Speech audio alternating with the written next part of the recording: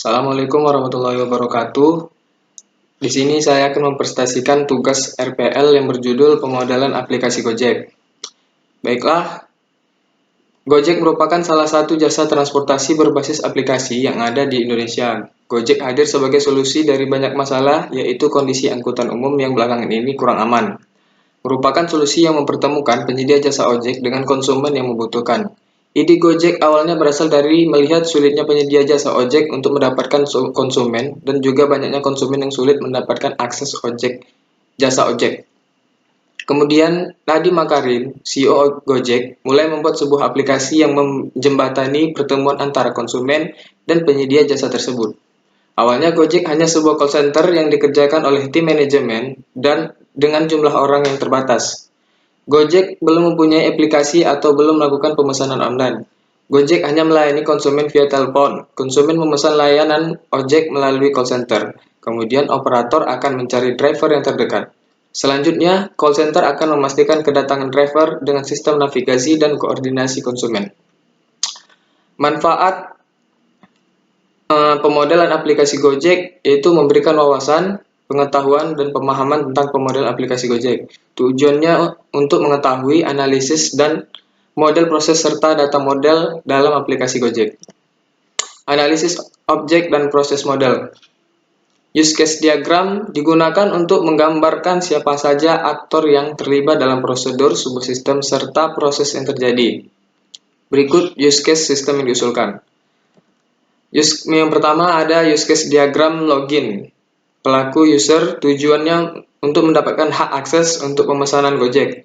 Yang kedua, use case diagram pesanan. Pelaku user tujuan melakukan pemesanan Gojek. Yang ketiga, use case lihat list pesanan. Pelaku user tujuan untuk menyimpan bukti pesanan pelanggan. Yang keempat, use case diagram lokasi. Pelaku user tujuan mengetahui jarak member dengan perusahaan. Yang kelima, use case diagram profil. Pelaku user tujuan menampilkan data member. Yang keenam, use case diagram manage data. Pelaku admin tujuan mengelola data user. Activity diagram. Activity diagram menggambarkan aliran fungsionalitas dari sistem baru yang dibuat. Dalam diagram ini akan digambarkan berbagai aliran aktivitas dalam sistem baru yang bertujuan untuk mengetahui alur proses pada sistem yang diusulkan. Activity diagram yang pertama, activity diagram login. Yang kedua, activity diagram pesanan. Pada activity ini, user masuk ke halaman pesanan. Sistem menampilkan halaman pesanan, lalu user menginput area jemput, alamat, tujuan, tanggal, dan jam keberangkatan, lalu pesan, dan sistem akan memverifikasi pemesanan yang telah dilakukan. Yang ketiga, activity diagram list pesanan. Yang keempat, ada activity diagram lokasi. Yang kelima, activity diagram manage data. Yang selanjutnya, class diagram. Class diagram bertujuan untuk menggambarkan struktur statis kelas di dalam sistem. Kelas berfungsi untuk mempresentasikan sesuatu yang ditangani oleh sistem, dengan melihat karakteristik sistem pemasaran produk, mulai dari bagian pendaftaran sampai dengan pemesanan, beserta proses-proses yang terjadi. Maka dapat dibuat kelas diagram berikut. Kelas diagram aplikasi pemesanan Gojek. Sequence diagram. Sequence diagram digunakan untuk menggambarkan interaksi antar objek dalam waktu yang berurutan. Tetapi pada dasarnya sequence diagram selain digunakan dalam lapisan abstraksi model objek, kegunaannya untuk menunjukkan rangkaian pesan yang dikirim antar objek juga terinteraksi antar objek. Sesuatu yang terjadi pada titik tertentu dalam eksekusi sistem. Yang pertama, sequence diagram untuk login. Yang kedua, sequence diagram pesanan. Yang ketiga, sequence diagram list pesanan.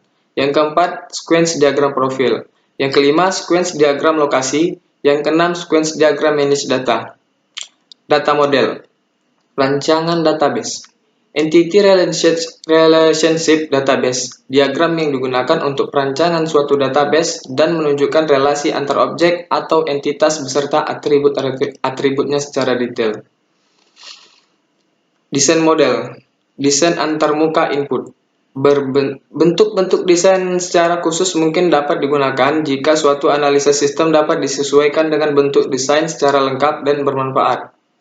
Hal itu juga penting untuk mengenalkan secara dini desain yang digunakan, arus data atau bentuk-bentuk yang tidak digunakan pada sumber suatu organisasi dan itu harus dihilangkan. Desain antarmuka input. Perancang form login dalam antarmuka login member merupakan tahap selanjutnya dari user yang sudah mendaftarkan diri sebagai member untuk kemudian melakukan login dengan mengisikan email dan password yang informasinya sudah diberikan kepada admin saat pendaftaran. Desain antarmuka input. Halaman utama dari aplikasi terdiri dari 7 menu pilihan yang dapat diakses. Untuk beberapa menu diperlukan koneksi internet dalam menjalankannya. Inputan pesanan. Desain antarmuka output. Output merupakan sebuah informasi yang dikirim kepada user melalui suatu sistem informasi seperti internet, extranet, dan www. Beberapa data yang dibutuhkan proses secara teliti sebelum dinyatakan layak sebagai sebuah output, penyimpanan data lain, dan ketika data-data tersebut dibutuhkan kembali. Data-data tersebut merupakan output yang membutuhkan proses yang sedikit. Desain antarmuka output, contohnya ya hasil pesanan. Referensi presentasi saya kali ini saya dapatkan dari Sofian A 2014 yang berjudul Aplikasi Pemesanan Ojek berbasis Android di CV Bandung Textbyte. Terima kasih. Sekian yang dapat saya sampaikan. Mohon maaf kalau banyak kekurangan. Wabillahi taufiq wal hidayah. Assalamualaikum warahmatullahi wabarakatuh.